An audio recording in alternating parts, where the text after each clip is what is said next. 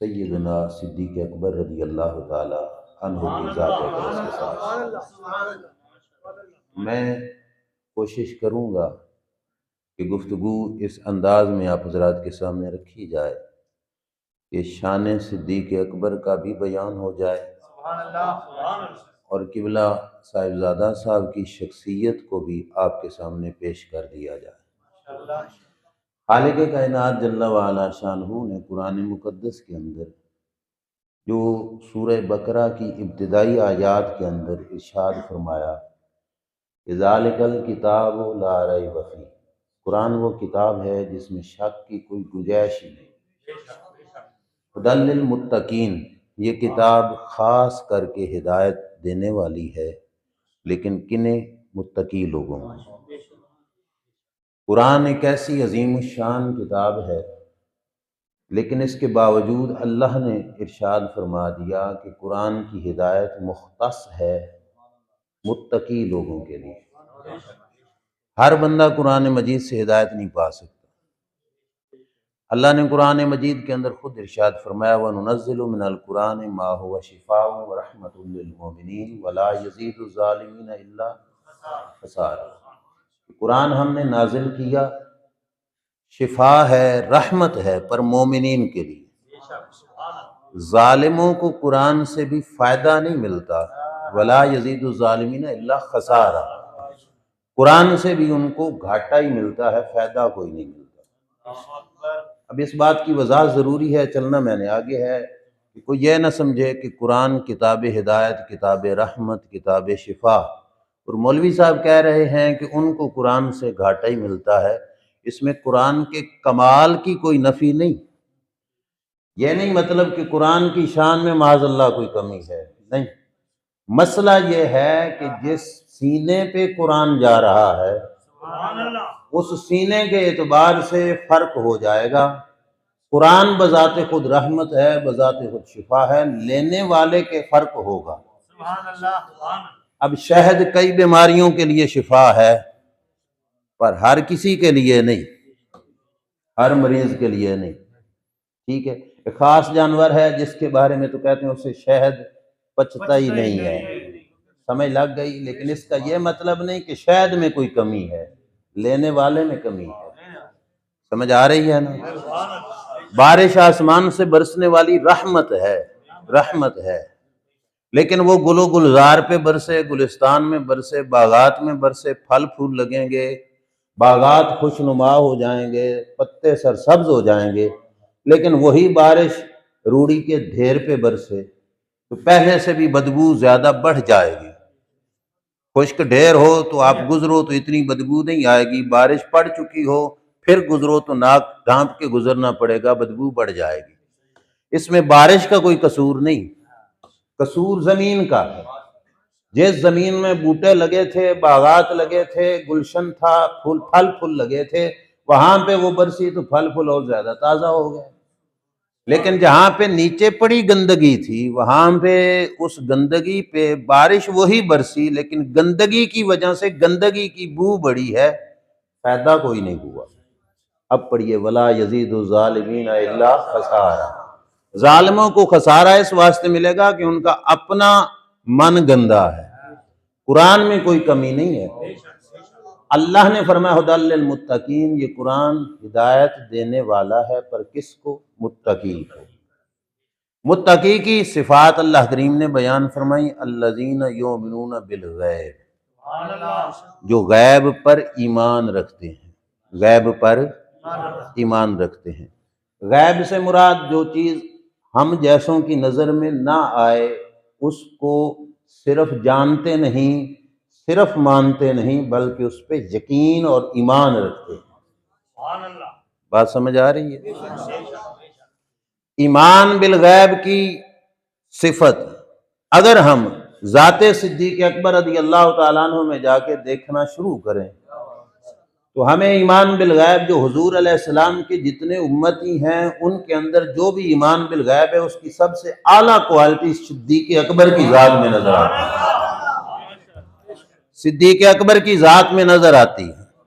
صدیق اکبر رضی اللہ تعالیٰ عنہ نے فقط زبان مصطفیٰ پہ کتنا اعتبار کیا، میں اس تفصیل میں نہیں جاتا، آپ اشارہ سمجھ جائیے کہ شب معراج جب سرکار واپس پلٹے، لوگوں نے سوچ سوچ کر مانا، لوگوں نے اپنے خیالات کے طوطے اڑا کر انکار کر دیا، تو صدیق اکبر نے کہا کس نے ہے؟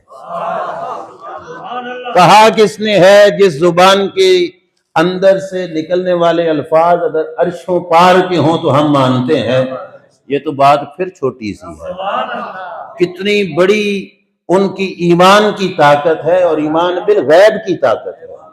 ایمان بالغیب میں صدیق اکبر رضی اللہ تعالیٰ عنہ کا ثانی کوئی نہیں، اسی واسطے تو افضل البشر بعد الانبیاء بنے نا، تمام انسانوں میں سے سب سے افضل شخصیت بنے انبیاء کرام علیہ السلام کے بعد۔ وجہ یہ ہے کہ وہاں پہ افضلیت کی کوالٹی اس رب کی بارگاہ میں مال و دولت سے نہیں بنتی، اندر کے اخلاص سے بنتی ہے۔ ایمان بالغیب میں حضرت صدیق اکبر رضی اللہ تعالیٰ عنہ کی ذات اقدس کو دیکھیے کہ انہوں نے حضور کا ساتھ اس وقت بھی دیا جب کسی نے کوئی ساتھ نہ دیا۔ یہ بات میں نہیں کہہ رہا، سرکار نے خود فرمایا کہ مجھ پہ ابو بکر صدیق اس وقت ایمان لائے جب تم نے میرا انکار کیا۔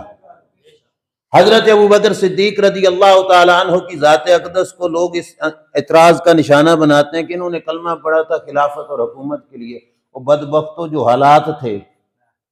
حالات تھے ظاہری طور پر، کیا ان حالات میں یہ لگتا تھا یہ حکومت والے ہیں؟ بظاہر تو نہیں نا، کیونکہ مکہ شہر میں بھی 13 سال سرکار نے تبلیغ کی، 13 سال، لیکن کوئی خاطر خواہ نتیجہ بظاہر سامنے نہ آیا، اور سرکار کو اپنا وطن مبارک بھی چھوڑ کر مدینہ شریف جانا پڑا۔ اب جو ساتھ اس وقت کے ملے ہوئے ہیں، کیا وہ بھی حکومت کے لالچی تھے؟ معاذ اللہ۔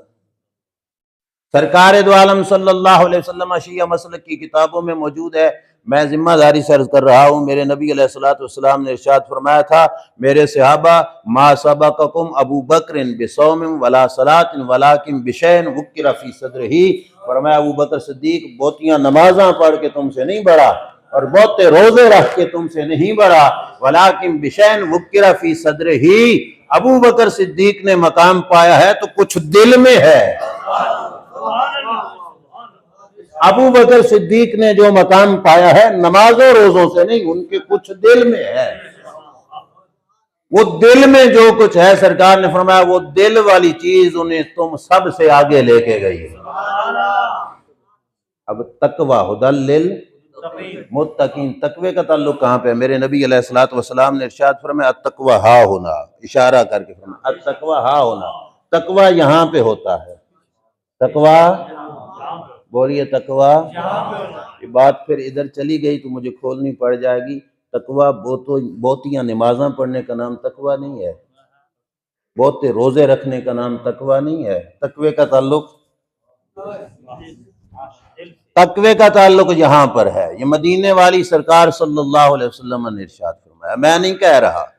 جن کے دربار سے تقوی کے سبق پڑھائے جاتے تھے، جن کے مرید تقوی کے میدان میں بادشاہ ہوا کرتے تھے، اس ہستی نے کہا کہ تقوی یہاں پر ہے، اور ابو بکر یہاں سے ہی تم سب سے بھاری ہے۔ ابو بکر صدیق اسی وجہ سے بڑھ گئے کہ ان کے یہاں پر تم سب سے زیادہ تعلق ہے، اور وہ تعلق اگر میں اپنی زبان میں آسان کر کے اس پر کئی شواہد ہیں قرآن و حدیث سے واضح کروں تو وہ یہی ہے کہ دربار مصطفیٰ صلی اللہ علیہ وسلم کی وفاداری، دربار مصطفیٰ صلی اللہ علیہ وسلم کی وفاداری، اس وفاداری میں صدیق اکبر کا پہلا نمبر، لہذا کائنات میں شان و افضلیت کے اعتبار سے بھی صدیق اکبر کا پہلا نمبر ہے۔ بات سمجھ آئی کہ نہیں؟ دل کا تقوی، تقوی کا تعلق بھائی دل کے ساتھ ہے۔ اب میں یہاں چلتے چلتے بخاری شریف کی وہ حدیث پاک بھی بیان کرتا چلوں، جس سے پتہ چلے کچھ لوگ خطرے میں پڑ جاتے ہیں۔ میں نے ایک جگہ شاہ جیمنہ کے علاقے میں بیان کیا تو میں نے یہی کہا، تو انہوں نے کہا نہیں جی عمل، میں نے کہا عمل کے ہم انکاری نہیں، ٹھیک ہے یہ جو میں نے کہا نا بات نماز روزے سے نہیں بنتی، اس کا یہ مطلب نہیں معاذ اللہ کہ نماز روزے کا ہم نے انکار کر دیا، نہ، میں دوبارہ اس بات کی پھر وضاحت کر رہا ہوں، نماز روزے کا انکار نہیں مطلب ہے نماز روزہ کامیاب کس کا ہوتا ہے، سمجھ آ رہی ہے نا، جس کا یہ صحیح ہو، ٹھیک ہے، اندر سے صحیح ہو، نماز روزہ اسی کا صحیح ہوگا۔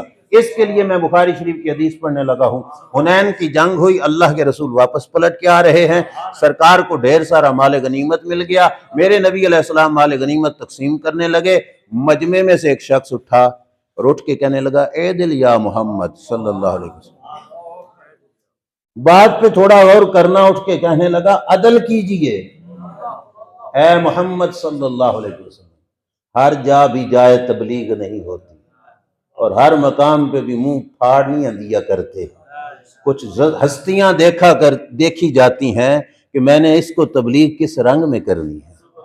اب بظاہر اے دل کا لفظ ایک تبلیغی جملہ ہے، تبلیغی، ٹھیک ہے، کہ آپ عدل کیجئے، بظاہر اچھا جملہ ہے، لیکن آگے جس ہستی کو کہا جا رہا ہے وہ بھی تو دیکھی جائے۔ میرے نبی علیہ السلام کو کھڑا ہو کے کہا گیا اے دل یا من، میرے نبی علیہ السلام نے فرمایا من یعدل اذا لم اعدل، فرمایا اگر میں نہیں عدل کروں گا تو پھر عدل کون کرے گا؟ زمانے کو عدل کا سبق پڑھایا محمد مصطفیٰ صلی اللہ علیہ وسلم، ٹھیک ہے نا۔ عدیہ کلبی جو بچیاں اپنی زندہ دفن کرتے تھے اور ایک موقع پر اپنے پاؤں کہ جو اگلیاں چار انگلیاں ہیں ان پہ چلے جا رہے تھے، پبوں پہ، جو پنجابی میں پیراں دے پباں دے، تو کسی نے پوچھا بھائی پیر پورا کیوں نہیں زمین پہ رکھتے؟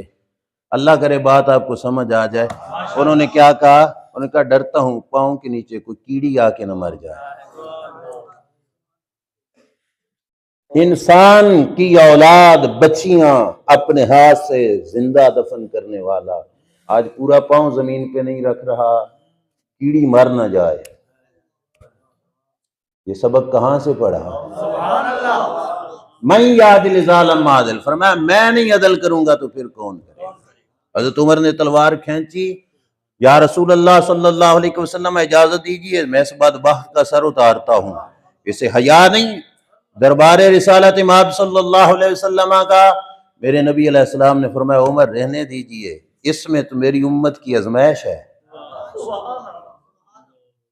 آزمائش، اس میں میری امت کی آزمائش ہے۔ آقا کیسے؟ فرمایا ان من دید ھذا قوم، اس کی نسل سے لوگ آئیں گے، اس کی نسل سے لوگ آئیں گے، وہ میری امت کی آزمائش بنیں گے۔ کیسے؟ فرمایا یاکر احدکم صلاتہ ما صلاتہم، فرمایا صحابہ تم اپنی نمازیں ان کی نمازوں کے سامنے تھوڑی سمجھو گے، نمازیں بڑی ہوں گی ان کے پاس۔ توجہ ہے آپ کی؟ تیری میری نمازوں کی نہیں بات ہو رہی، ہم تو بیچارے کیا چیز ہیں، ٹھیک ہے۔ صحابہ کو فرمایا صحابہ تم اپنی نمازیں ان کی نمازوں کے سامنے تھوڑی سمجھو گے، یا کہ احدکم صومہ ما صیامہم، اپنے روزے ان کے روزوں کے سامنے تھوڑے سمجھو گے، ٹھیک ہے۔ اس قدر ان کا بظاہر، یہ جس کو گلابی تقویٰ کہا جاتا ہے، میں نے کہا نا فقط بات روزے نماز سے نہیں، سرکار نے یہ بھی فرمایا یقرؤون القرآن، قرآن بڑا پڑھیں گے، بڑی بڑی قراتیں ہوں گی ان کے پاس، ولا یجاوز حناجرہم، حلق سے نیچے نہیں جائے گا، حلق سے نیچے نہیں جائے گا۔ کیوں نہیں جائے گا؟ التقوی ہا ہونا، تقوی کا معنی تھا صفائی، یہ جگہ صاف نہیں تھی، اور گندگیوں میں سے میں ذمہ داری سے عرض کر رہا ہوں بھائی روڑی کا گند اتنا بڑا گند نہیں ہے جتنا بغض مصطفیٰ کا بڑا گند ہے۔ سرکار کی ذات اقدس کے ساتھ جو بغض ہے معاذ اللہ ثم معاذ اللہ، یہ بہت بڑا گند ہے، بہت بڑا گند ہے۔ چاہے اتنی بڑی داڑھی ہو جائے، اتنی بڑی پگڑی ہو جائے، سر پہ بہت بڑی زلفیں رکھ لے، کعبے کے طواف کر لے، بغض مصطفیٰ، بغض مصطفیٰ جس سینے میں ہوگا اس کی نماز روزہ رب قبول نہیں فرمائے گا۔ بات سمجھ آ رہی ہے کہ نہیں آ رہی؟ ٹھیک ہے، تو رب کے رسول نے کیا فرمایا؟ ابو بکر تم سے بڑھے نمازوں سے، روزوں سے، وَلَٰكِن بِشَيْءٍ وُقِّرَ فِي صَدْرِهِ، ایک ایسی شے کی وجہ سے جو ابو بکر کے سینے میں ہے، وہ سینے میں محبت مصطفیٰ، سرکار کی وفاداری تھی۔ سمجھ آئی؟ ایک اور میں آیت پڑھ کے اس بات کو مزید واضح کرتا ہوں۔ حضرت امیر حمزہ رضی اللہ تعالیٰ عنہ اسلام لے آئے، پہلے غیروں کے ساتھ، پھر کلمہ پڑھا، حضور کے ساتھ مل گئے۔ میرے نبی علیہ الصلوۃ والسلام کے صحابہ نے جہاں پہ بیٹھے امیر حمزہ کا تذکرہ شروع ہو گیا، بڑی بڑی شان والا جی امیر حمزہ، بڑا مقام والا امیر حمزہ۔ ابو جہل پارٹی نے سنا تو انہوں نے کہا لے بھائی وہی حمزہ جو کل تک ہمارے ساتھ تھا، تو مسلمان اس کے مخالف تھے، دشمن تھے، آج یہ امیر حمزہ کو کیا ہے بڑی شان دے رہے ہیں، حمزہ اور ابو جہل میں کیا فرق ہے؟ انہوں نے کہا، کنہوں نے کہا؟ کافروں نے۔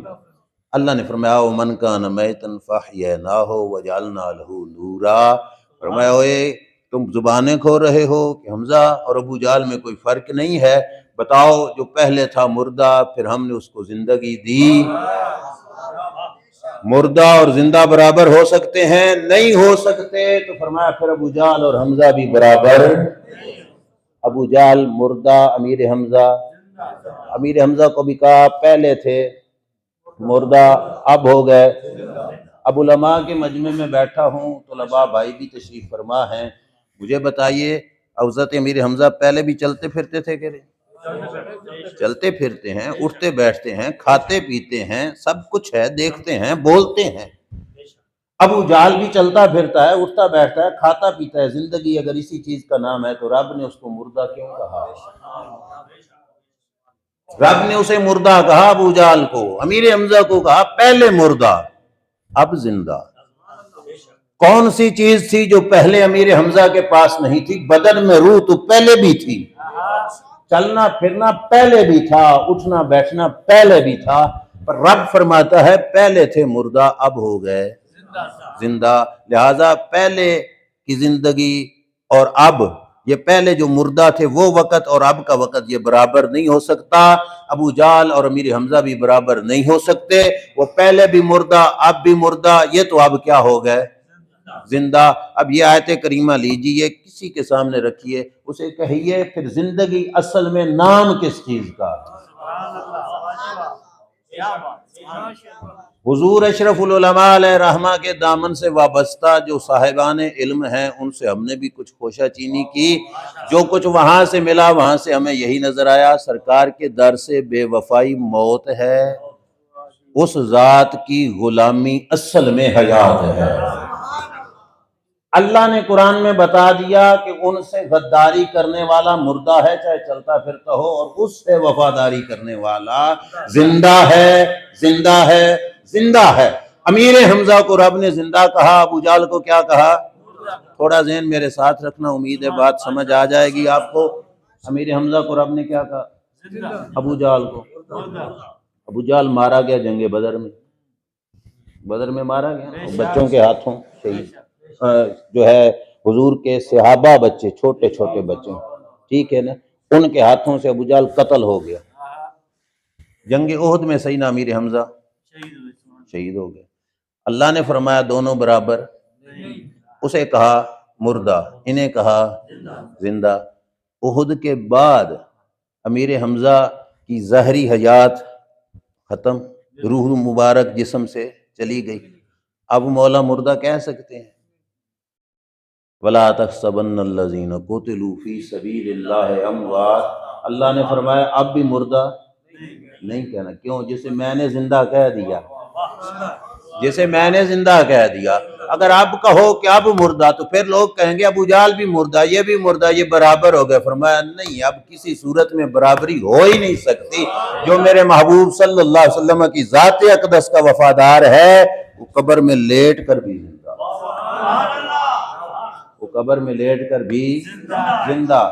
لو جی، امیر معاویہ رضی اللہ تعالیٰ عنہ کا دور مبارک ہے، مدینہ شریف کھدائی ہو رہی ہے، مدینہ شریف میں نہروں کی کھدائی کے دوران ایک شخص کی کدال جا پہنچی اور آگے سے نظر آ گئے پاؤں،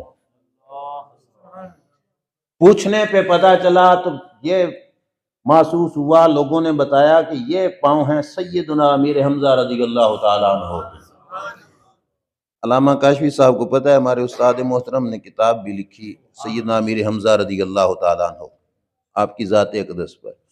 اب یہ بات تو اسٹوڈنٹ بچے کو پتہ ہے کہ آپ کے پاؤں مبارک پر گھاس ڈالا گیا، چادر چھوٹی تھی نا جس میں لپیٹا گیا تھا جسم اقدس، تو سر مبارک ڈھانپا گیا، پاؤں مبارک پہ گھاس رکھا گیا، یہ تو سب کو پتا ہے۔ جب اس مقام پہ پاؤں نظر آیا تو کھودنے والے نے ہاتھ آگے بڑھا کے پاؤں پہ رکھا ہوا گھاس اٹھایا تو وہ کہتے ہیں گھاس بھی سبز تھا۔ سمجھ نہیں آئی؟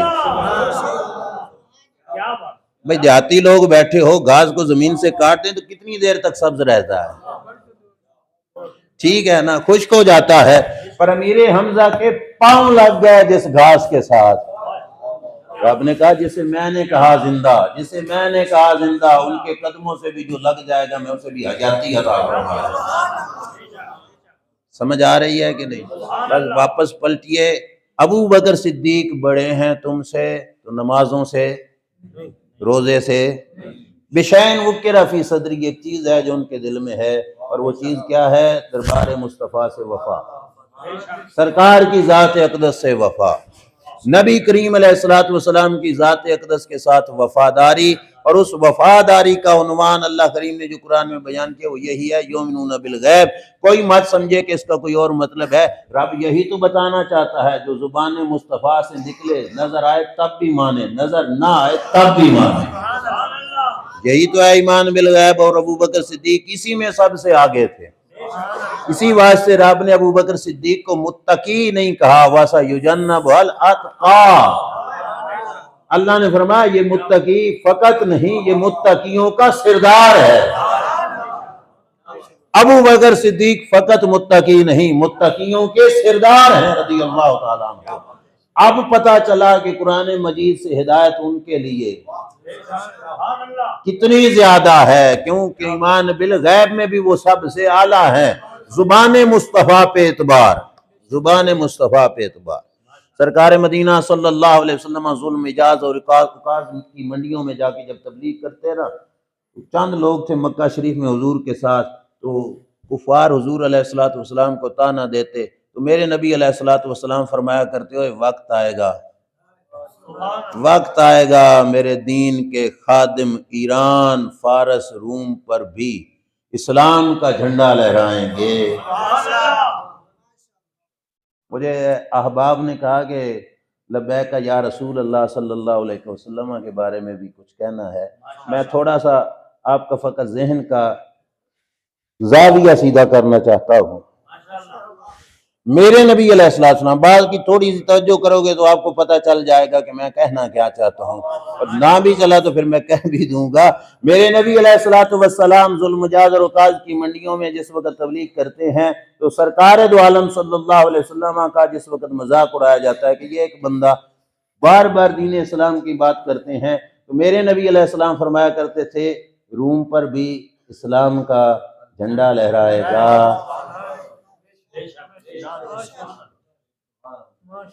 سمجھاؤں نا، گویا یوں کہتے تھے کہ روم کے تخت پر بھی میرا دین آئے گا، ایران کے تخت پہ بھی میرا دین پہنچے گا۔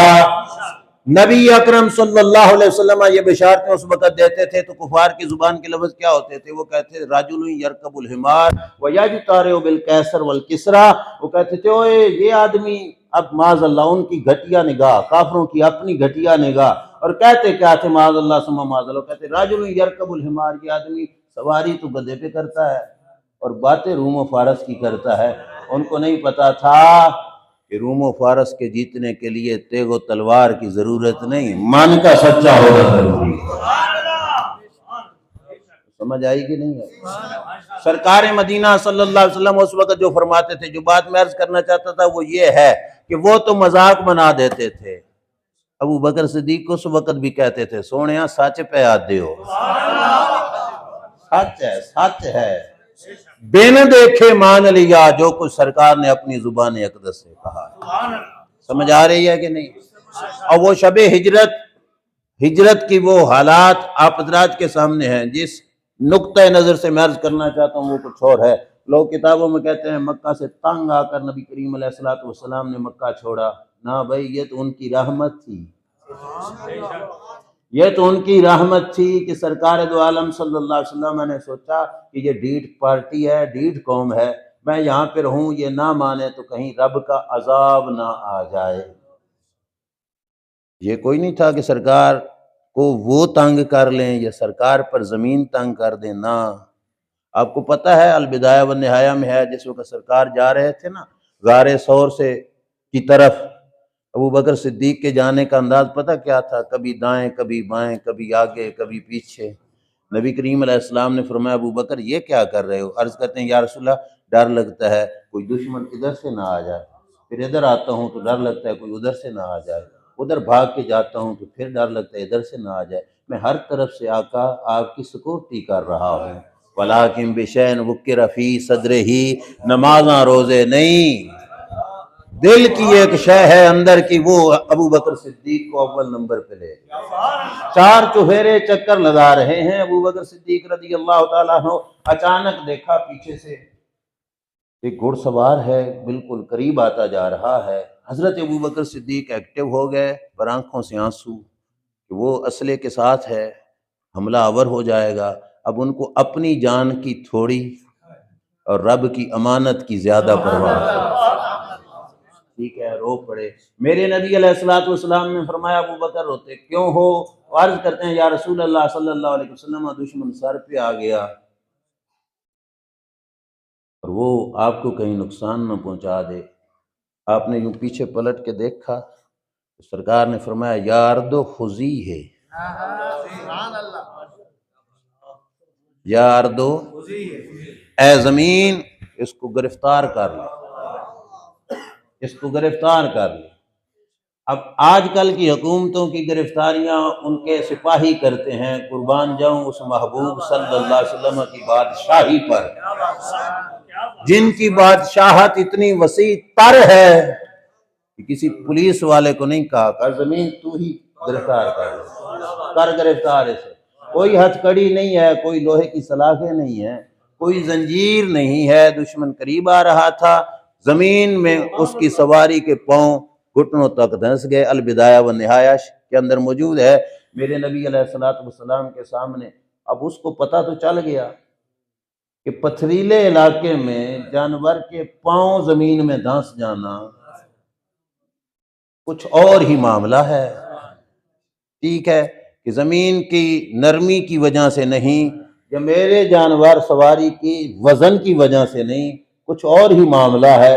اسے سامنے جو صورت نظر آ رہی تھی اسے یقین ہو گیا کہ ان کی بادشاہیاں فقط آسمانوں پر نہیں، زمینوں پہ بھی چلتی ہیں، آسمانوں پہ بھی چلتی ہیں۔ یہ زمین بھی ان کی بادشاہی کا ایک کارکن ہے، تو یہ اس نے مجھے گرفتار کر لیا ہے۔ میرے نبی علیہ السلام دیکھ رہے ہیں اور دشمن گرفتار ہو چکا ہے۔ میں آپ سے کہنا چاہتا ہوں کون ہے جو کہتا ہے مکہ چھوڑا لوگوں سے تنگ آ کر، اور لوگ تو وہاں پہ بھی پیچھے جا رہے تھے۔ جن کی تابع دار زمین ہو، جن کی تابع دار زمین ہو، انہیں کون تنگ کر سکتا ہے؟ یہ صرف ہمیں حالات کے اعتبار سے جینے کے ڈھنگ سکھا کے گئے۔ ٹھیک ہے، ان کی طاقتوں کا تو اندازہ ہی نہیں ہے نا، ہم جیسے کمزوروں کو جینے کا ڈھنگ سکھا کے گئے۔ علامہ اقبال نے اسی وجہ سے کہا تھا نا، ہے ترک وطن سنت محبوب الہی، دے تو بھی نبوت کی صداقت پہ گواہی۔ وطن وہ نہیں ہوتا جہاں پہ کفر کا نظام چلے گا، وطن وہ ہوتا ہے جہاں پہ مصطفیٰ کا نظام چلتا ہے۔ ٹھیک ہے، تو مکہ جیسا شہر ہے لیکن سرکار چھوڑ کے جا رہے ہیں، کعبۃ اللہ ہے لیکن سرکار چھوڑ کے جا رہے ہیں، حجر اسود ہے، آب زمزم شریف ہے، سب کچھ ہے، لیکن سرکار چھوڑ کے جا رہے ہیں۔ کیوں؟ نظام مصطفیٰ کی دین کی سربلندی کی خاطر سرکار، یہ تو ہمیں سبق دینا چاہتے تھے۔ ٹھیک ہے نا، اگر زمین ان کے کہنے پر اس ایک کو گرفتار کر سکتی ہے، پورے مکہ والوں کو نہیں کر سکتی؟ بولیے، اگر بدر میں فرشتے اتر سکتے ہیں تو مکہ شہر میں نہیں اتر سکتے تھے۔ میں اکثر اوقات دوران اسباق بھی اپنے طلباء کو کہتا ہوں، احادیث مقدسہ کے کئی اسباق یہاں پہ بھی طالبہ بالمانہ انداز میں عرض کر رہا ہوں۔ کئی اعتراضات جو مخالف پارٹی لے کر کہتی ہے اگر علم ہوتا تو یوں کیوں ہوتا، اگر طاقت ہوتی تو، بھائی انہوں نے اپنی زندگی زہری میں جو انداز اختیار کیا وہ ہم جیسوں کے لیے تربیت اور تعلیم کے لیے۔ اگر وہاں پہ وہ اپنی طاقت علمی کا اظہار کرتے تو ہمارے پاس کون سا اتنا علم تھا؟ ہم کیسے اپنی زندگی گزارتے؟ سمجھ آ رہی ہے؟ علماء سمجھ گئے ہوں گے۔ اور ایک وفد آیا، انہوں نے کہا جی آقا کچھ قاری دیجیے، ہمارے علاقے میں پڑھانے کے لیے آئے۔ سرکار نے 70 قاری بھیج دیے، راستے میں انہوں نے شہید کر دیا۔ لوگ کہتے ہیں اگر پتہ تھا بھائی شہید کر دینا ہے تو بھیجا کیوں؟ وہ بھائی اپنے علم سے نہ بھیجتے تو ہم جیسوں کو سبق کہاں سے ملتا؟ ہمیں کوئی پتہ ہوتا ہے کہ کون کیا کرنے والا ہے؟ ہمیں سبق سکھایا، ٹھیک ہے، لیکن جہاں پہ ضرورت پڑی طاقت کے اظہار کی، وہاں پہ زمین کو کہا یا ارض خضی ہے، اے زمین اس کو۔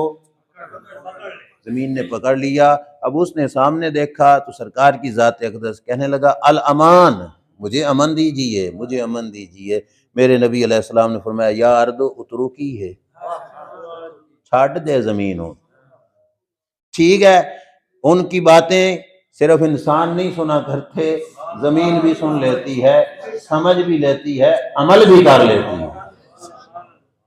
زمین نے چھوڑ دیا، ارادہ بنا اس کا کہ واپس پلٹ جاؤں۔ پھر خیال آیا کہ ابو جہل نے بڑا انعام رکھا ہے، لالچ میں آ کر دوبارہ پلٹا۔ سرکار دو عالم صلی اللہ علیہ وسلم نے کہہ دیا تھا نا ایک دفعہ زمین کو، اب زمین نے پھر گرفتار کر لیا، پھر امان مانگی، پھر چھوڑا، پھر چلا، پھر واپس پلٹا۔ جب تیسری دفعہ زمین نے گرفتار کیا، اس نے کہا کہ مجھے اب امان دیجئے۔ مدینے کے تاجدار صلی اللہ علیہ وسلم نے اس کی طرف نگاہ اٹھا کے فرمایا کیف بکا اذا صورت بسوار کسرا، کیف بکا اذا صورت بسوار کسرا، اے میرا پیچھا کر کے مجھے جانی نقصان پہنچانے والے، کیا حال ہوگا اس وقت تیرا کہ جب تو بھی میری فوج کا سپاہی ہوگا۔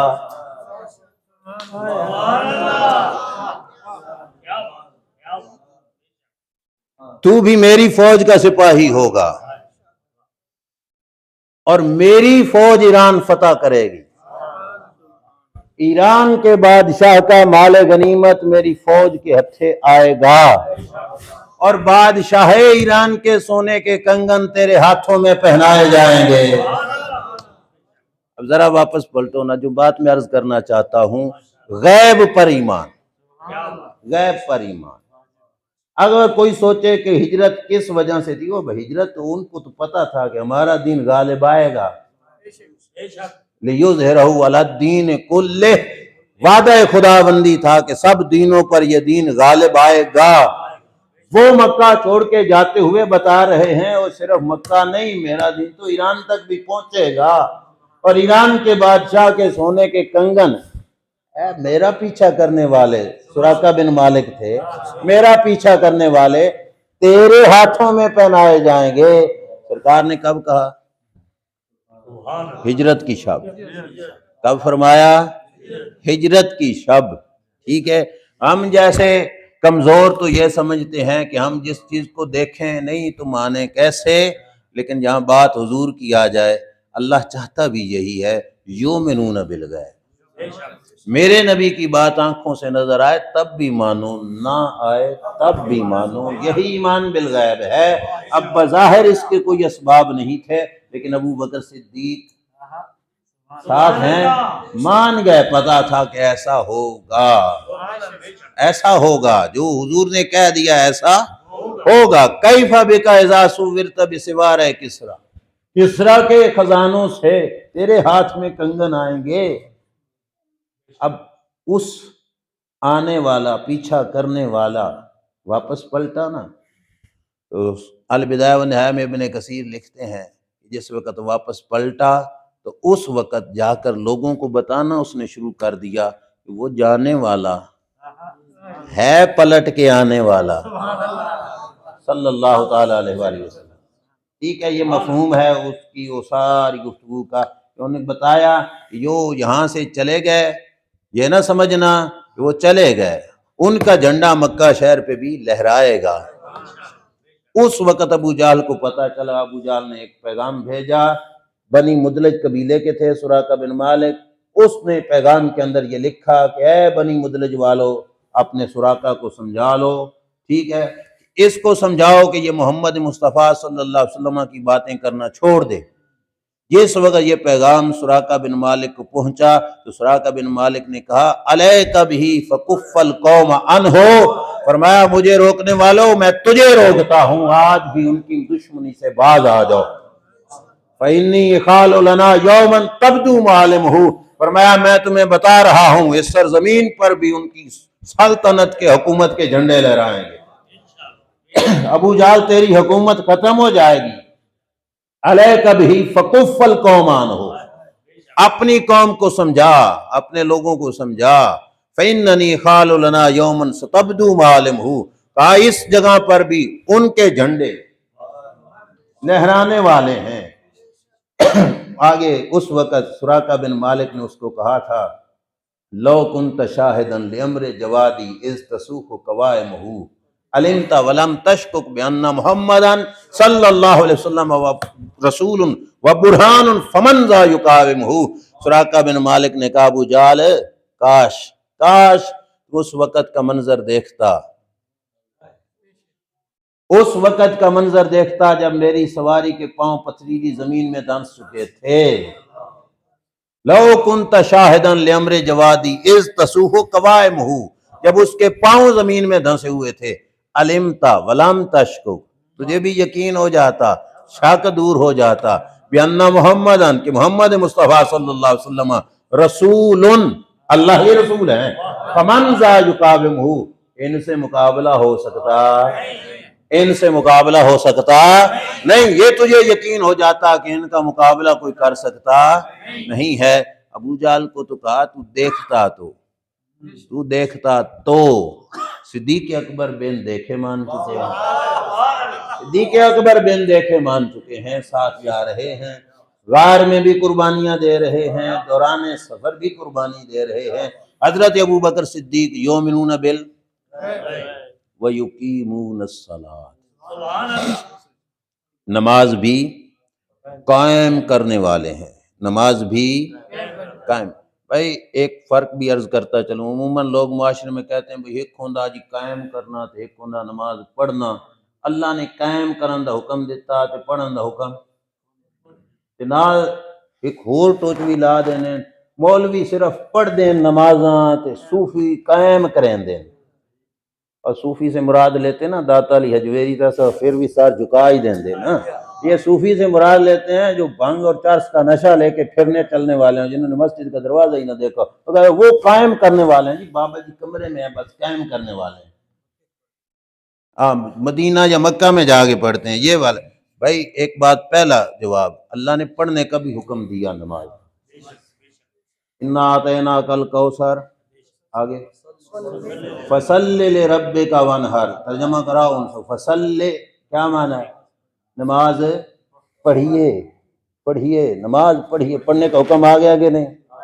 اور ہم جیسوں کو نہیں، رسولوں کے امام کو رب فرمایا، ٹھیک ہے، فَصَلِّ لِرَبِّكَ وَانْحَرْ، نماز پڑھنے کا بھی حکم ہے۔ سمجھ لگے، یہ تو ویسے ہی بات غلط کہ قائم کرنے کا حکم ہے، پڑھنے کا حکم ہی نہیں ہے۔ باقی رہ گیا قائم کرنا، قائم کرنے کا مطلب جو ہے نا حقیقی وہ یہی ہے کہ نماز کو سارے لوازمات پورے کر کے پڑھنا، فرائض کا بھی دھیان رکھا جائے، واجبات کا بھی، سنتوں کا بھی، مستحب کا بھی، یہ سارے دھیان رکھے جائیں تو تب کیا ہوگا؟ نماز کا قائم کرنا۔ اب ذرا پوچھو تو پتہ چلے گا قائم ہی مولوی کر سکتا ہے، صحیح معنی میں قائم بھی آج اس نے پڑھا ہو فقہ پوری اور اسے پتہ ہو کہ فرض کتنے ہیں، واجب کتنے ہیں، سنتیں کتنی ہیں، مستحب کتنے ہیں، تو پھر پتہ چلے گا کہ قائم کرنا مولوی کے بغیر کسی کو آ ہی نہیں سکتا۔ بات سمجھ آ گئی؟ بہرحال بات دور چلی گئی۔ وَيُقِيمُونَ الصَّلَاةَ، متقی کون ہیں؟ جو نماز کو قائم کرتے ہیں۔ ابو بکر صدیق رضی اللہ تعالیٰ عنہ، یہ وہ ہستی ہے کہ انہوں نے تو حضور کے سنگ رل کے اس وقت بھی نمازیں پڑھیں جب کوئی اور پڑھنے والا نہیں تھا۔ ابو بکر سے بڑھ کے قائم کرنے والا کون ہوگا؟ ان کی نمازوں پہ مدینے کے تاجدار صلی اللہ علیہ وسلم کو اتنا اعتماد ہے، اپنی حیات طیبہ میں سرکار کی بارگاہ میں جس وقت مرض حاضر ہوا تھا اور سرکار علیل تھے تو سرکار نے فرمایا ابو بکر سے کہیے، ابو بکر سے کہیے کہ میرے مصلی پہ کھڑے ہو کے نماز پڑھائیں۔ اب آپ مجھے بتائیے جس کو نماز پڑھنی نہ آتی ہو اسے مصلی بنا دیا جاتا ہے؟ سرکار جانتے ہیں کہ صفِ صحابہ میں سب سے بڑا قائم کرنے والا ابو بکر صدیق ہے۔ سمجھ آ رہی ہے کہ نہیں؟ سرکار کی حیات طیبہ میں صحاح ستہ کی حدیث پاک ہے، میرے نبی علیہ السلام کے مصلی پر حضرت عمر فاروق رضی اللہ تعالیٰ عنہ نے نماز پڑھا دی، علماء موجود ہیں۔ سرکار کو آواز پہنچی کہ حضرت عمر جماعت کرا رہے ہیں، سرکار نے فرمایا لا لا لا، فرمایا نہیں ہوئی نماز، نہیں ہوئی نماز، نہیں ہوئی نماز۔ آقا کیوں؟ فرمایا ابو بکر کے ہوتے ہوئے، ابو بکر کے ہوتے ہوئے کسی اور کا حق نہیں مصلی پہ کھڑا ہو، ابو بکر کو کہو وہ جماعت کرائے۔ حضرت عمر کی پڑھائی ہوئی نماز دوبارہ پڑھائی، دوبارہ پڑھائی۔ سمجھ آ رہی ہے کہ نہیں؟ ابو بکر سے کہیے کہ وہ نماز پڑھائے۔ اب وقت تھوڑا ہے، آگے ہے وَمِمَّا رَزَقْنَاهُمْ۔ اصل بات یہ تھی کہ رب نے جو کچھ دیا ان کو اس میں سے اللہ کی راہ میں بھی خرچ کرتے ہیں۔ اب جب بھی خرچ کرنے کی بات ہے تو ہمارا جو ہے جو میٹر چلتا ہے نا وہ فوراً صرف مال پہ جا کے رک جاتا ہے، بھائی روپیہ ہی خرچ کرنا نہ بھائی۔ اللہ نے فرمایا ما رزقناہم، جو کچھ ہم نے دیا ان کو، جو کچھ ہم نے دیا، جو کچھ ہم نے دیا ان کو۔ ساڈے کول اپنی کیڑی شے؟ بتائیے بھائی، کچھ ہے اپنا؟ سب کچھ کس کا ہے؟ پھر پڑھو، جو کچھ ہم نے دیا ان کو اس میں سے خرچ کرتے ہیں میری راہ میں۔ صرف روپے پہ نہ رک جانا، مصیبت بھی یہی ہے کہ ہم صرف رک گئے روپے پر، ہم نے سمجھا بس روپیہ دینے سے ہی کام بن جائے۔ نہ بھائی، اللہ کی راہ میں کچھ اور بھی خرچ کیا جاتا ہے، کچھ اور بھی خرچ کیا جاتا ہے۔ ٹھیک ہے، ما رزقناہم، جو کچھ ہم نے دیا۔ ابو بکر صدیق اس عمل کی ایک کامل مثال تھی، کامل مثال تھی۔ ما رزقناہم، جو کچھ رب نے دیا۔ مال رب نے دیا تو اولاد، اولاد کس نے دی؟ اولاد بھی رب نے دی۔ اولاد کو بھی کدھر خرچ کرے؟ اللہ کی راہ میں۔ ما رزقناہم ینفقون، رب فرما رہے متقی ہے بھی وہی جو میرا دیا میری راہ میں ہی خرچ کرتا ہے۔ اولاد اپنے مفاد کے لیے نہیں، اولاد اس کے لیے، اس کے لیے۔ وہ بات اشارے میں ہی سمجھ جائیے۔ پھر ہم آگے چلتے ہیں بدر سے واپسی پر۔ صدیق اکبر سے بچے نے کہا بابا میری تلوار کے نیچے تم تو آئے پر میں نے چھوڑ دیا باپ سمجھ کر۔ صدیق اکبر نے کہا بیٹا یہ تو تیرا مزاج ہے، اگر میری تلوار کے نیچے تو آتا تو بخدا تجھے بیٹا سمجھ کے نہ چھوڑتا، تجھے محمد مصطفیٰ کا مقابل سمجھ کے قتل کر دیتا۔ وَمِمَّا رَزَقْنَاهُمْ، اولاد بھی تو رب نے دی، خرچ کرے رب کے دربار میں، ٹھیک ہے، اولاد رب کے دربار میں۔ اور ہمارے استاد محترم حضور اشرف العلماء علیہ رحمہ فرماتے تھے کلہ صدیق وفادار نہیں، صدیق دا پورا گھرانہ وفادار ہے۔ وفا سمجھائی ہے کہ نہیں؟ سمجھائی ہے کہ نہیں؟ باپ کی زبان سے نازیبا کلمہ نکل گیا، ٹھیک ہے، تو رسول کریم صلی اللہ علیہ وسلم کا یہ خادم تھپڑ لگا کے آ گیا باپ کو، باپ گر گیا زمین پر۔ سرکار نے فرمایا ابو بکر اینج کیوں کی؟ رب فرمایا لا تجد قوم یؤمنون باللہ والیوم الآخر یوادون من حاد اللہ ورسولہ، محبوب ایمان والوں کی تو شان ہی یہی ہے۔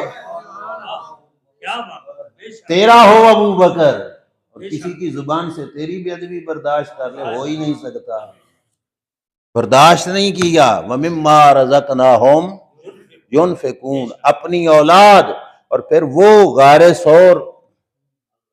آج عمرہ کرنے والے حضرات تشریف فرما ہوں گے، کتنی بلندی پر ہے غار ثور۔ اللہ تعالیٰ سب کو زیارت کرائے۔ زمین پہ کھڑے ہو کر یوں غار ثور کی طرف دیکھو نا تو سار کی پگڑی گر جاتی ہے، اتنا سار یوں بلند کرنا پڑتا ہے، اتنی بلندی پر ہے غار ثور۔ آج کل کے زمانہ میں بھی 1400 سال 1450 سال بیت گئے، کچھ نہ کچھ راہ بن گئے، ٹھیک ہے، تے ساڈے جیا تے پھر بھی نہیں چڑھ سکتا، ٹھیک ہے نا، کوئی صحیح صحت مند جوان ہے، ٹھیک ہے، وہ جی پانی دی بوتل بھی نال چک کے، ٹھیک ہے، ابو بکر صدیق، میں ذمہ داری سے عرض کر رہا ہوں سیرت کی کتابوں میں موجود ہے، جس وقت ہجرت کا وقت تھا سرکار کی عمر شریف تھی 53 برس۔ کتنے برس؟ ابو بکر صدیق کی عمر شریف ہے 51 برس۔ کتنی؟ کوئی 51 سال دا بیٹھا بابا، کوئی بزرگ 50-51 سال دا، چلو اپنے ذہن چ سوچ لو، میں نہ ہی دسوں گا، ٹھیک ہے۔ 50-51 سال عمر شریف حضرت ابو بکر صدیق کی، سرکار کی عمر شریف 53 برس، 53، 50 اور 3، 53 برس۔ اور جس وقت چڑھائی پہ چڑھنے لگے نا تو ابو بکر صدیق نے کہا یا رسول اللہ آپ کے پاؤں میں پتھر لگیں گے، آئیے نا میری کندھوں پہ سوار ہو جائیے۔ اے وفا صدیق اکبر کی کتنی، 53 سال کی عمر کی شخصیت 51 سال کے بزرگ نے اپنے کندھوں پہ بٹھائی، 4-5 سال کا بچہ نہیں، 53 سال عمر شریف سرکار دو عالم صلی اللہ۔ آپ بھی کوئی 20-25 سال کے نوجوان نہیں، 51 سال اپنی بھی عمر مبارک ہے، کندھوں پہ بٹھایا سرکار دو عالم صلی اللہ علیہ وسلم کو، اور چڑھائی چڑھی جا رہی ہے غار ثور والی، تھوڑی وفا ہے، چڑھائی چڑھی جا رہی ہے غار ثور والی، اور سرکار کو کندھوں پہ سوار کر کے وَمِمَّا رَزَقْنَاهُمْ، جو رب نے دیا۔ صدیق کو طاقت بھی کس نے دی ہے؟ یہ بدن کی طاقت بھی رب نے دی ہے، کبھی کبھی اس کو بھی رب کی راہ میں خرچ کر دینا چاہیے، ٹھیک ہے، کوئی نہ کوئی رب کے لیے بھی کام اس طاقت کے ساتھ کر دینا چاہیے، ٹھیک ہے۔ فقط اپنی طاقت چارہ کاٹنے میں یا ہل چلانے میں یا دکانداری میں یا اپنی معاشی معاملات میں نہیں، کبھی اپنی یہ جسمانی طاقت رب کے لیے بھی صرف کرنی چاہیے۔ سمجھ آئی کہ نہیں؟ چھوٹا سا کام مسجد میں جھاڑو دے لیں، یا یہ جو حضرات بیٹھے ہیں آپ سے جس وقت جس مقام پر جس طرح کی خدمت طلب کریں آپ سے، اللہ کے دین کی خاطر، اللہ کے دین کی خاطر، تو آپ کو حاضری دینی چاہیے۔ کیوں؟ وَمِمَّا رَزَقْنَاهُمْ يُنْفِقُونَ، اپنی طاقت اللہ کی راہ میں صرف کر رہے ہیں۔ صدیق اکبر رضی اللہ تعالیٰ عنہ غار ثور تک چڑھائی کر کے لے گئے، 3 دن 3 رات کا قیام، تے روٹی کتھوں آئی؟ میرے پاس موبائل میں کتاب ہے، حوالہ اس میں باقاعدہ حوالہ موجود ہے، ابھی دوسری کتابیں تو نہیں، زیادہ اس میں ہوتی ہیں، تو حوالہ موجود ہے، کسی نے دیکھنا ہو۔ حضرت ابوبکر صدیق کے گھر سے روٹی آتی رہی، شیعہ مسلک نے بھی لکھا، روٹی کہاں سے آتی رہی بھائی؟ حضرت ابوبکر صدیق رضی اللہ تعالیٰ عنہ کے گھر سے روٹی آتی رہی، غار ثور میں آپ کے گھر سے کھانا پہنچتا رہا۔ کوئی سکا قریبی خدا نخواستہ بیمار ہو جائے، ہسپتال میں ہو، تو ہمیں ایک ٹائم کا کھانا دینا بھی اوکھا ہو جاتا ہے، ٹھیک ہے۔ اور پھر ادھر یہ خاص بات وہ یہ بھی سمجھو، ادھر فقط روٹی لے کے پہنچانی نہیں، دشمن کی آنکھ سے بچنا بھی ہے، کسی نو پتہ نہ لگ جاوے کہ اتھے نے، یہ بھی ہے، یہ بھی بچنا بھی ضروری تھا۔ اور کچھ کتابوں والے لکھا حضرت اسماء حضرت ابوبکر صدیق کی صاحبزادی شہزادی وہ کھانا پہنچاتی رہی ہیں، اسماء بنت ابی بکر۔ اور میں اکثر اوقات جب بھی یہ حصہ بیان کرتا ہوں میں کہتا ہوں بھائی 3 دیہاڑے اسا کتنے ٹائم کھانے ایک دن دا؟ بولیے 3 واری، تے 3 دیہاڑیاں دا کتنے ٹائم دا بن گیا؟ 9 واری۔ میں نا 9 واری نہ کرو، دیہات 2 ٹائم ہی نہ کرو، ایک دن دا ایک ٹائم دا کھانا۔ صدیق اکبر دے گھرے چ آئے ہوئے تے بی بی پاک لے کے گئیاں ہوں،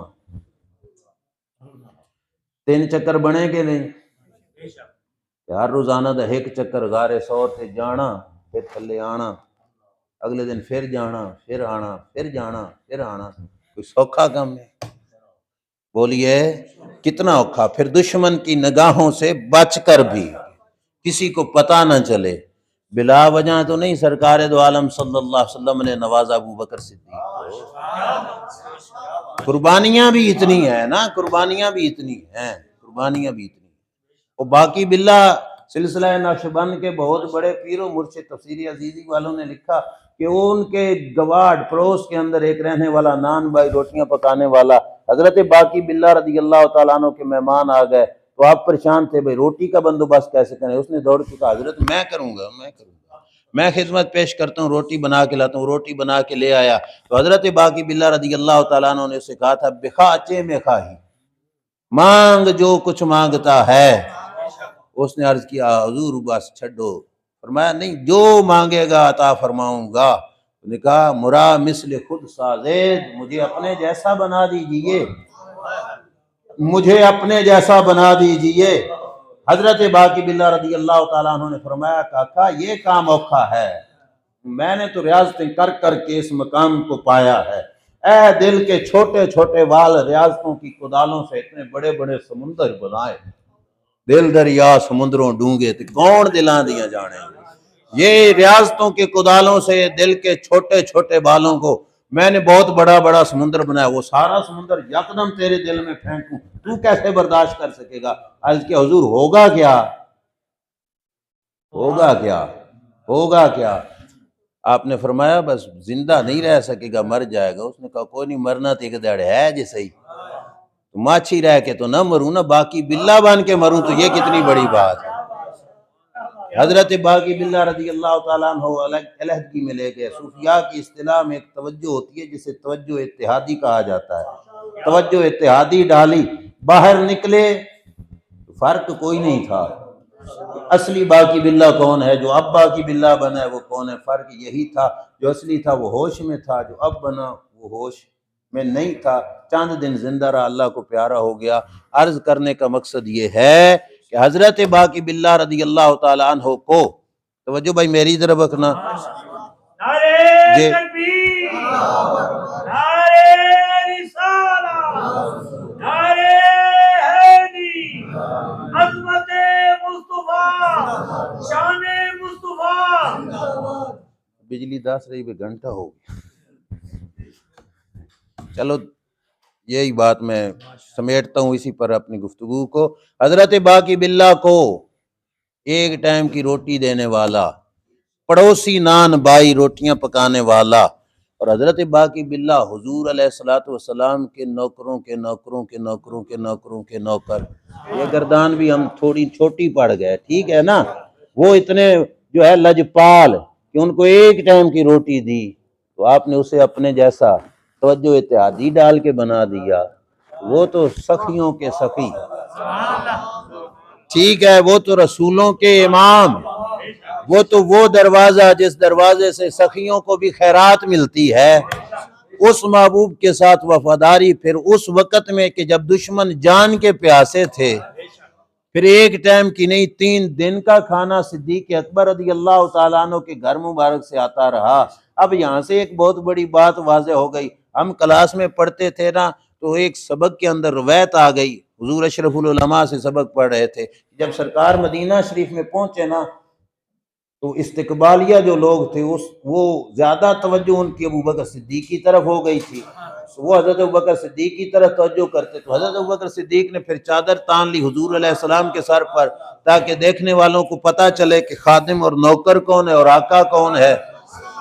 حضور اشرف العلماء علیہ رحمہ بڑے پیارے رنگ میں بیان کرتے تھے، ٹھیک ہے ابوبکر صدیق کا حسن اپنی جگہ پہ، فرماتے لیکن وہ دعا کا مکھڑا نظر نہیں آیا ان کو، وہ لیل کی زلفیں نظر نہیں آئی ان کو، علم نشرح کا سینہ نہیں نظر آیا، لیکن فرماتے ہیں وجہ یہ تھی کہ غار ثور میں توجہ اتحادی ڈال کر سرکار مدینہ صلی اللہ علیہ وسلم نے ابوبکر صدیق کو اپنے کمالات کا مظہر بنایا ہوا تھا، اب وہ نور اور چمک وہاں پہ بھی نظر آ رہی تھی، ٹھیک ہے، اس واسطے لوگوں کی توجہ ادھر، پھر انہوں نے چادر تان لی تاکہ پتہ چلے میں تو نوکر ہوں، میں تو خادم ہوں، وَمِمَّا رَزَقْنَاهُمْ يُنْفِقُونَ، صرف ایک جگہ پہ نہیں، حضرت ابوبکر کی چھوٹی عمر کی شہزادی۔ اب اس میں علماء کے اختلاف ہے، علماء بیٹھے ہیں، طلباء کرام بھی بیٹھے ہیں، تو حضرت صدیقہ کائنات حضرت عائشہ صدیقہ رضی اللہ تعالیٰ عنہ کی عمر شریف بوقت نکاح کچھ کہتے ہیں 9 سال تھی، کچھ کہتے ہیں نہیں 18 سال تھی، ٹھیک ہے، جو اور ہی کوئی قول ہے تو دس دیو جی، میرے علم میں 2، 9 اور 18، بہرحال 18 بھی کر لو، ہم تھوڑا کھلے انداز میں بلا چلتے ہیں، 18 سال کی عمر، اور حضور علیہ السلام کی عمر شریف 53 سال، اور رشتہ دے دیا ابوبکر صدیق نے، وَمِمَّا رَزَقْنَاهُمْ، اولاد بھی کس نے دی؟ وَمِمَّا رَزَقْنَاهُمْ يُنْفِقُونَ۔ پھر رشتہ دے کے اب سسرالی گھر والے ہمارے ماحول میں بچیوں کو کیا پڑھاتے ہیں؟ بھائی روپیہ ہی گھٹ ہوئے تو تو گھر ٹھیک ہے رولا پا دے ہونا ایویں نا معذرت کے ساتھ یہی سبق ہوتے ہیں بچیوں کو۔ ابو بکر صدیق نے کیا پڑھایا؟ اور میں خبردار میرے نبی سے مانگنا ہی نہیں ہے، خرچے ہم سے لو، گھر میرے نبی کا چلاؤ۔ وَمِمَّا رَزَقْنَاهُمْ يُنْفِقُونَ۔ لوگوں کو جھگڑے ہیں معاذ اللہ ثم معاذ اللہ، باغ فدق کے باغ فدق ابو بکر صدیق کھا گئے۔ اور بھائی کھانا ہی ہوتا تو اپنی بچی ان کی جو بیوہ ہو چکی ہیں حضرت عائشہ صدیقہ اور عمر شریف بھی ان کی کتنی چھوٹی سی، اور ان کو دوسرا نکاح کرنا بھی حرام، جو نبی کے رشتے میں آ جائے، نبی کے بعد دوسرے سے نکاح، بیوہ بعد میں بھی کسی سے قیامت تک بھی نکاح نہیں، کسی کے نکاح ہی نہیں کر سکتی، اپنی نرینہ اولاد ہی کوئی نہیں، ان کے خرچے کون اٹھا دے؟ ادھر سے کھانا تھا تو ان کو بھلا دے دیتے، لیکن ان کو پتا تھا وَمِمَّا رَزَقْنَاهُمْ يُنْفِقُونَ۔ جو کچھ بھی آئے رسول کریم کی وفاداری میں وہ منظور ہے ابو بکر صدیق رضی اللہ تعالیٰ۔ یہ سستی پاک کی سال ثواب کے لیے تعزیتی پروگرام میں میں اور آپ جمع ہوئے۔ علامہ کاشفی صاحب نے تو بہت قریب سے دیکھا، ہم سے بھی زیادہ قرب سے دیکھا، ٹھیک ہے، یہ تو وہاں ان کے پاس رہے۔ اب یہاں میں بلا مبالغہ کہہ رہا ہوں بھائی، زیادہ پتہ ہے مزاج کا علامہ کاشفی صاحب کو بھی کہ بے جا تعریف ہم بھی نہیں کرتے، لیکن وَمِمَّا رَزَقْنَاهُمْ يُنْفِقُونَ کی جو ایک انتہائی اعلیٰ تفسیر تھی اس دور کی شخصیتوں میں، وہ صاحبزادہ بشیر الدین سیالوی رحمۃ اللہ تعالی علیہ ایک عظیم و شان شخصیت ہے۔ انہوں نے مجھے بتایا، میں نے ایک جگہ بیان پہ جانا تھا، میں نے فون کر کے ان سے پوچھا، یہ ان کے یہ الفاظ تھے کہ اپنے ہاتھوں سے ناشتہ لے کر طالب علموں کا مدرسے میں پہنچاتے تھے۔ رزق بھی کس نے دیا، اور اپنی یہ ذاتی طاقت بھی تھی، جو جسم مبارک کی جو طاقت حضرت ابوبکر صدیق کے جو ہے نقش قدم پہ چلتے ہوئے اللہ کے دین کے لیے صرف کی ہوئی، اللہ کے دین کے لیے صرف کی ہوئی تھی۔ ابھی بھی بتا رہے تھے، پہلے بھی ہمیں علم ہے، لبیک یا رسول اللہ صلی اللہ علیہ وسلم کے نام پر جہاں بھی پکارا جاتا صاحبزادہ بشیر الدین سیالوی وہاں پہ پہنچ جایا کرتے تھے۔ شک ہے اس میں کوئی؟ کھلم کھلا سر عام، اپنی جسمانی طاقت بھی اللہ کے لیے وقف کی ہوئی ہے، اور پھر ان کی ذات اقدس کے اندر کوئی ڈیمانڈ والا سسٹم نہیں، جہاں پہ گئے فقط نظر ذات خدا اور ذات مصطفیٰ صلی اللہ علیہ وسلم پر ہے۔ بھئی ہمارے لیے اسباق ہیں ان کے اندر ڈھیر سارے، ہم گناہ گاروں کے لیے ہمیں سبق سیکھنا چاہیے ان سے۔ میں چاندنا کے علاقہ ہے ادھر کوٹ شاکر کے قریب، مظفر گڑھ روڈ پہ چاندنا ایک جگہ ہے، وہاں پہ گئے ہم، محرم شریف محفل تھی، تو اس علاقے کے لوگوں نے بتایا کہ جس وقت حضور اشرف العلماء علیہ رحمہ کا وصال ہوا تو ہم نے پروگرام کا وقت لیا ہوا تھا آپ سے، آپ کا وصال ہو گیا تو بعد میں وہ پروگرام نبھانے کے لیے صاحبزادہ بشیر الدین صاحب آئے، اور بتاتے ہیں کہ سلنا والی سے چاندنا موٹر سائیکل پہ گئے، تو جو ہے آپ کی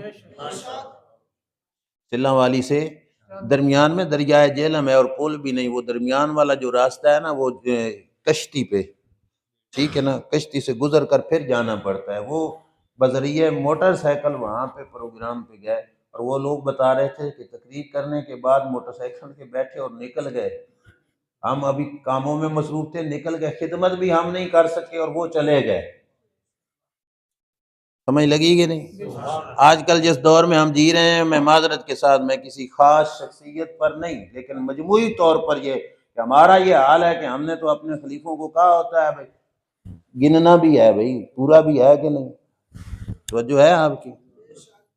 ٹھیک ہے، مشہور کہاوت بھی ہوگی بھائی تھوک لا کے گنی پورے پورے کریں، عجیب بات ہے۔ اور وہ دیکھو وَمِمَّا رَزَقْنَاهُمْ يُنْفِقُونَ، یہ ہنسنے کی نہیں بھائی، رونے کا مقام ہے، سچی بات ہے، رونے کا مقام ہے۔ وَمِمَّا رَزَقْنَاهُمْ يُنْفِقُونَ کہ وہ کر کے آ گئے، اور کہتے ہیں کہ ہم خدمت پھر سلنا والی پہنچا کے آئے تھے، ان کو پرواہ بھی نہیں ہے کہ میں نے کچھ لینا بھی ہے کہ نہیں لینا، توجہ کس پر ہے؟ اللہ کی ذات پر ہے۔ اور پھر جو اس طرح کے وفادار ہوتے ہیں نا، پھر رب ان کو پھر خالی نہیں موڑتا، دنیا کا کچھ نہ بھی ملے دربار خداوندی سے ان کو خیرات ضرور ملتی ہے۔ یہی دیکھ لے سیدنا صدیق اکبر رضی اللہ تعالیٰ عنہ کی ذات اقدس، سبحان اللہ، رب اور رب کے رسول نے کیا کچھ عطا نہیں فرمایا۔ زمانہ آج تک کچھ دشمن تو ہوتے ہی ہیں پھر، لیکن دشمنیوں کے باوجود لیکن رب نے جو مقام و مرتبہ عطا فرمایا، کوئی ٹل حال ہے ستے تو رسول اللہ دے نال پہ ہے نا۔ بے شک، سبحان اللہ، سلایا تو سرکار نے اپنے قرب میں ہی ہے نا، کوئی چھوڑی سی بات نہیں ہے۔ بہت بڑی، ٹھیک ہے، جن کے امتی کسی قبرستان سے کوئی نیک اور پاک باز گزر جائے، قبرستان سے عذاب اٹھا دیا جاتا ہے، جہاں پہ خود سرور کائنات موجود ہیں یار صلی اللہ علیہ وسلم، کیا بات، اس محبوب کا قرب جن کو نصیب ہے، تھوڑی قسمت والی بات ہے۔ کیا بات، مسجد میں آئے، ایک ہاتھ میں حضرت ابوبکر صدیق کا ہاتھ ہے، دوسرے میں حضرت عمر کا۔ مسجد کے مجمع نے حیرانگی سے دیکھا تو میرے نبی علیہ السلام نے فرمایا کیا دیکھتے ہو، ہاکذا نبعث یوم القیامہ، ہم تو بروز قیامت بھی اسی رنگ میں اٹھیں گے اپنے مزار سے، بروز قیامت بھی اسی رنگ میں اٹھیں گے۔ کتنی قسمت ہے ان حضرات کی۔ اور پھر مزار پاک جس انداز میں ہم نے پڑھا ہے کہ حضور علیہ السلام کا مزار پر انوار ہے، پھر سیدنا ابو بکر صدیق کا، اس کے بعد پھر حضرت عمر فاروق رضی اللہ تعالیٰ عنہ کا، تھوڑا تھوڑا نیچے کر کے یہ 3 مزارات ہیں اس حجرہ مقدسہ کے اندر، ایک مزار کی جگہ ہے۔ ٹھیک ہے، اب یہ دیکھو نا، قدرت والے کو خود ہی منظور تھا، ٹھیک ہے، قدرت والے کو خود ہی منظور تھا یہ جگہ بقایا رکھنی۔ اما عائشہ صدیقہ رضی اللہ تعالیٰ عنہ سے جو کچھ ملتا ہے اس میں حضرت امام حسن نے بھی اجازت مانگی، آپ نے بڑے کھلے دل سے اجازت دی، لیکن وہ تدفین وہاں پہ نہ ہو سکی۔ حضرت عائشہ نے سوچا تھا کہ میرا اپنا مزار وہاں پہ بنے، لیکن وہ بھی پورا نہ ہو سکا۔ اصل بات یہ تھی کہ وہ چوتھی جگہ جو تھی وہ حضرت عیسیٰ علیہ السلام کے لیے، وہ حضرت عیسیٰ علیہ السلام کے لیے، جب وہ قرب قیامت زمین پر تشریف لائیں گے، وصال شریف ہوگا اور تدفین ہوگی تو حجرہ مصطفیٰ صلی اللہ علیہ وسلم، سبحان اللہ، اور گل بڑی پیاری ہو گئی، اے سرکار مدینہ صلی اللہ علیہ وسلم کا مزار اقدس ہوگا، درمیان میں شیخین کریمین ابو بکر عمر رضی اللہ عنہ، ادھر عیسیٰ علیہ السلام، 2 نبیوں کے درمیان میں، سبحان اللہ، 2 نبیوں کے درمیان، کیا بات، تھوڑی لجپالی ہے بھائی، ٹھیک ہے، انہوں نے قربانیاں دی ہیں تو رب کریم نے لجپالیاں بھی فرمائی ہیں، ٹھیک ہے، کرم نوازیاں بھی فرمائی ہیں، اللہ نے لاج رکھی ہے ان کی، کیا بات، ٹھیک ہے۔ تو وہ ہستی صاحبزادہ بشیر الدین سیالوی صاحب رحمۃ اللہ تعالی علیہ، وہ دیکھو نا کہ وہ صورتحال تو نہیں، لیکن شہادت کی موت تو نصیب ان کو بھی ہو گئی نا، ٹھیک ہے نا، شہادت کی موت، حادثاتی موت شہادت کی موت ہے، شہادت کی موت رب کریم جل شانہ نے عطا فرمائی۔ وضو کی حالت میں عشاء کی نماز پڑھ کے جا رہے ہیں، باوضو ہیں، اور اس حالت میں دنیا سے کوچ کر رہے ہیں، یہ رب کریم جل شانہ کا ایک انداز کریمانہ ہوتا ہے۔ بظاہر کسی کی زہری حالت پہ نہ جایا کرو، زہری حالت پہ نہ، وہ باں بھی ٹوٹ گئی تھی، لات بھی ٹوٹ گئی، ایسے یہ باتیں نہیں ہوتی ہیں۔ اصل بات دیکھو، سرکار دو عالم صلی اللہ علیہ وسلم کے چچے جناب امیر حمزہ رضی اللہ تعالیٰ عنہ، ٹھیک ہے، علامہ اقبال نے تو بڑے پیارے رنگ میں یہ مسئلہ سمجھایا تھا، کہا تھا نہ بچا بچا کے تو رکھ اسے، تیرا آئینہ ہے وہ آئینہ کہ شکستہ ہو تو عزیز تر ہے نگاہ آئینہ ساز میں، اے اپنے اس شیشے کو بچا بچا کے نہ رکھنا، یہ دنیا کے شیشوں کی باتیں ہیں کہ ٹوٹ جائیں تو بے قیمت ہو جاتے ہیں، پر رب کے دربار میں یہ ٹوٹ جائے تو پہلے سے قیمت ود جاتی ہے۔ سمجھ آ گئی کہ شکستہ ہو تو عزیز تر ہے نگاہ آئینہ ساز میں۔ اللہ کی بارگاہ میں دعا ہے، اللہ کریم جل شانہ میری آپ کی ہم سب کی حاضری اپنی بارگاہ میں قبول و منظور فرمائے۔ اللہ کریم جل شانہ اس مقدس محفل کے صدقے سے قبلہ صاحبزادہ صاحب کے درجات بلند فرمائے۔ جو حضرات دور و نزدیک سے تشریف لائے، جنہوں نے محنت کی، خاص طور پہ تحریک لبیک یا رسول اللہ صلی اللہ تعالیٰ علیہ وآلہ وسلم کے ہمارے معززین مہمان، جنہوں نے بڑے پیار و محبت کے ساتھ اس پروگرام کے اندر شمولیت بھی کی، اور وہ اس پروگرام کا ایک حصہ دل و جگر بنے رہے، اللہ کریم ان کی حاضری بھی قبول فرمائے۔